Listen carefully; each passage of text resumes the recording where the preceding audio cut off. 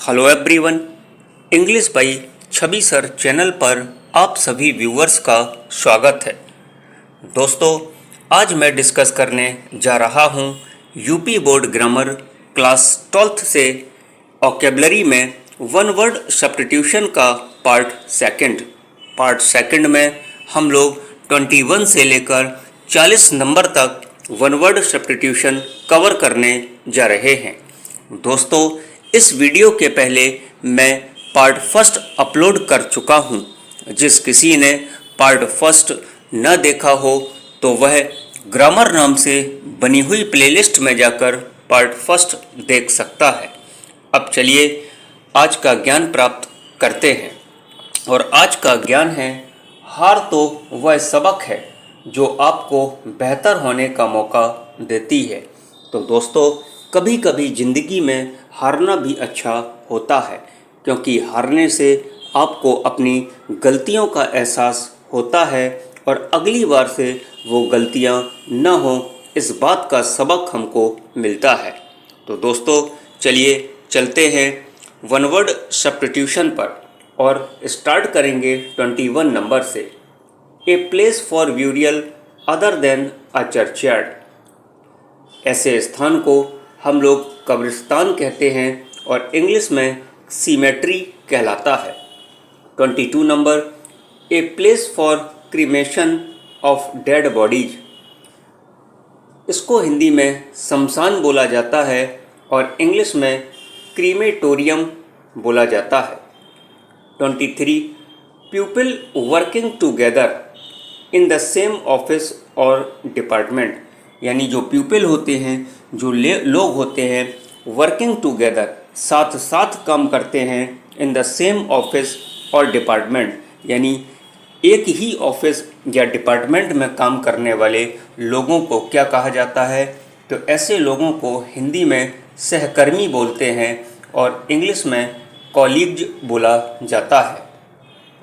अब चलते हैं 24 नंबर पर और 24 नंबर है belonging to the same time, यानी एक समय को बिलोंग करना, यानी समकालीन कहलाता है। इंग्लिश में कंटेम्परेरी कहते हैं। 2013, 2018, 2019 यूपी बोर्ड एग्ज़ाम में ये belonging to the same time one word substitution पूछा जा चुका है।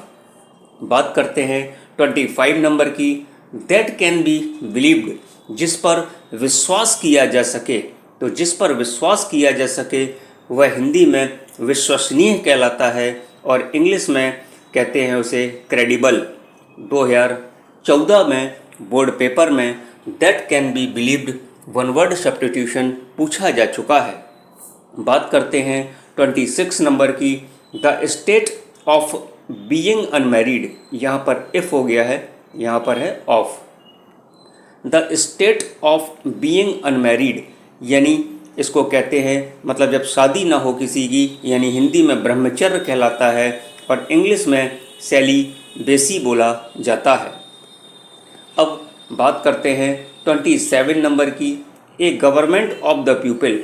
एक ऐसी गवर्नमेंट ऑफ द पीपल जो लोगों के द्वारा चलाई जाती है। बाय द पीपल, यानी लोगों की गवर्नमेंट होती है। बाय द पीपल, लोगों के द्वारा चलाई जाती है। एंड फॉर द पीपल, और लोगों के लिए चलाई जाती है। यह 2012 बोर्ड पेपर में पूछा जा चुका है। तो ऐसी गवर्नमेंट को हिंदी में प्रजातंत्र कहते हैं और इंग्लिश में डेमोक्रेसी कहा जाता है। 28, ए बैटल और अ मैच, यानी एक लड़ाई या कोई मैच, इन विच नाइदर पार्टी विंस, जिसमें कोई भी पार्टी न जीते, ऐसी पार्टी को क्या कहते हैं? 2010 में ये वन वर्ड सब्स्टिट्यूशन पूछा गया था। तो ऐसी अ बैटल और मैच इन विच नाइदर पार्टी विन, तो ऐसी पार्टी को अनिर्णीत कहा जाता है, यानी इंग्लिश में ड्रॉन कहते हैं। यानी दोनों पार्टी जब हारे ना दोनों पार्टी जीते, यानी दोनों पार्टी जो बराबरी पर रहती हैं, तो जो मैच होता है ऐसा वो अनिर्णीत बोला जाता है, ड्रॉन बोला जाता है। 29, ए डिसीज, एक बीमारी that spreads over a large area, जो एक बहुत बड़ा एरिया कवर करती है। 2016-2019 में यह वन वर्ड सब्स्टिट्यूशन आ चुका है। तो ऐसी डिसीज को हिंदी में महामारी कहते हैं और इंग्लिश में एपिडेमिक बोला जाता है। बात करते हैं 30 नंबर की, article sent from one country to another. एक आर्टिकल जो भेजा जाता है, यानी एक ऐसा सामान जो एक कंट्री से दूसरे कंट्री भेजा जाता है, हिंदी में निर्यात कहा जाता है और इंग्लिश में इसे एक्सपोर्ट कहा जाता है।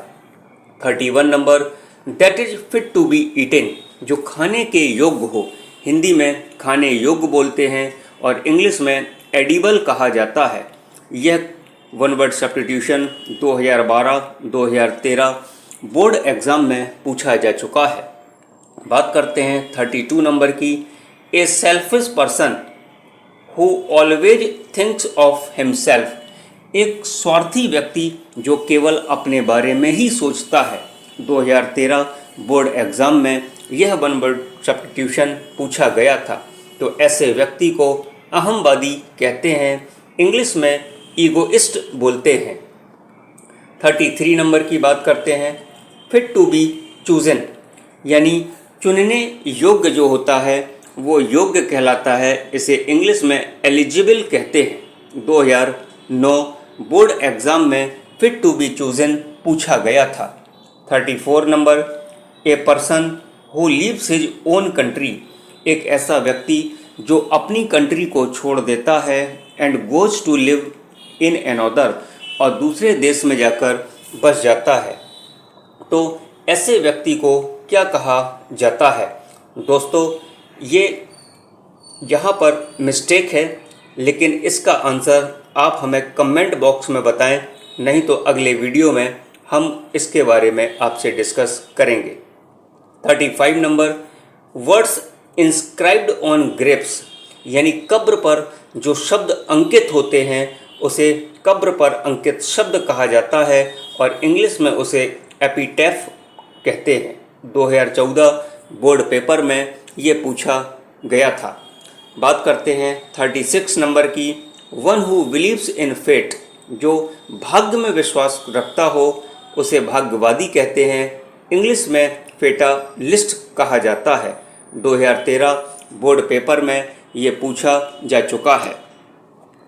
बात करते हैं 37 नंबर की, a man residing in a country of which he is not a citizen, एक ऐसा आदमी जो रिजाइडिंग मतलब निवास करता है, इन अ कंट्री एक देश में निवास करता है, of which he is not a citizen, लेकिन वह उस देश का सिटीजन नहीं होता है, नागरिक नहीं होता है।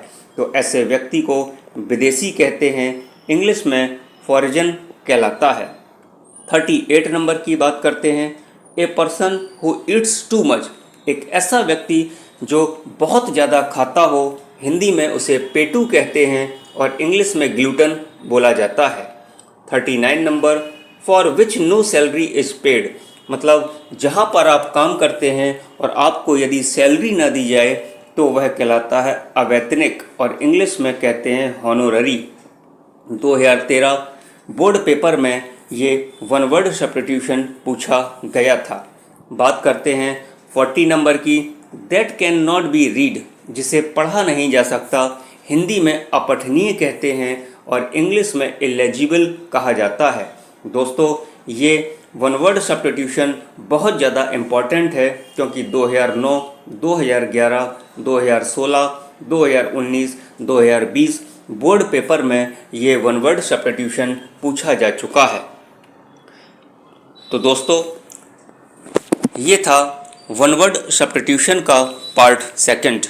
आपको कैसा लगा कमेंट करके ज़रूर बताइए, और यदि आपने अभी तक English by Chhavi sir channel को सब्सक्राइब न किया हो तो चैनल को सब्सक्राइब करिए, बेल आइकन को प्रेस करिए।